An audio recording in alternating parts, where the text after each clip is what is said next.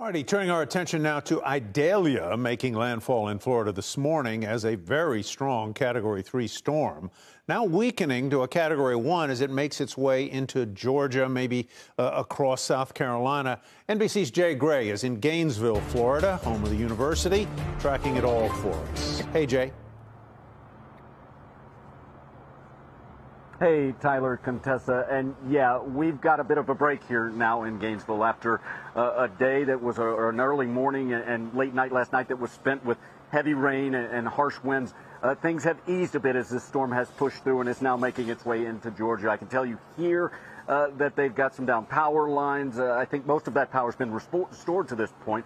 Standing water in some of the low-lying areas and trees and branches that had been down.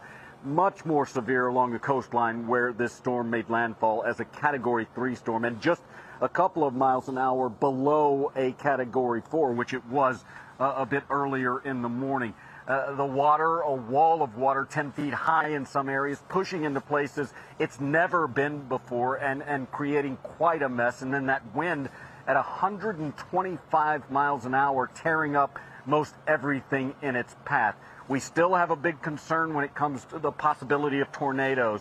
It's something that follows these systems, so we have watches and warnings all along the path of the storm and across much of the state right now. But as you talked about, this storm starting to make its way into Georgia. And here's what's fascinating and kind of a testimony to how intense this storm was. You know, it's still a Category 1 hurricane. It's been over land, so it's not getting any of the fuel it needs from warm water for hours. So this is a very powerful storm and still capable of doing a lot of damage. We've got flooding already in parts of Georgia. It'll continue to move up and into the Carolinas. And then forecasters say perhaps by the end of the day or overnight, spin back out and over water and away. So while it's moved on from Florida, there's still a lot of work, obviously, to be done in some of the hardest hit areas.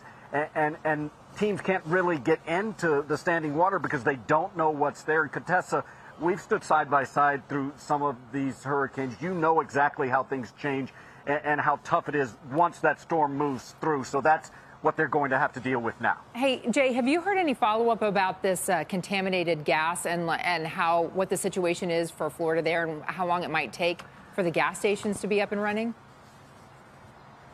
Yeah, we asked about that yesterday, actually. You know, it was a big issue. Some diesel got into some of the regular gasoline, and it was pumped into some of these cars that were trying to evacuate.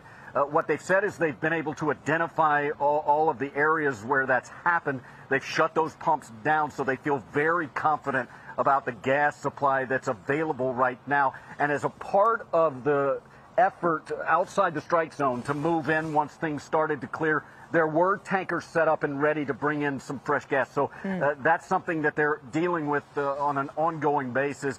As soon as it's safe enough for those tankers to get in, they're moving in and making sure that there's plenty of fuel. Jay, am I right or mistaken that that one of the blessings, if you can call it that, of this storm is that it moved fairly quickly?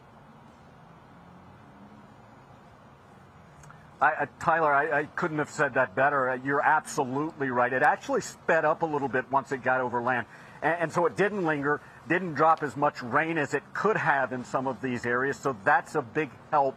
And moving through allows things to start to clear. Right now, we're getting a bit of sunshine, which I didn't think we'd see at this point through some of the clouds. So, yes, that is something that if you've got to find a good spot in all of that, that is certainly one of the things that is benefiting this area and others along the path. My friend Tyler Matheson, always a glass half full kind of guy.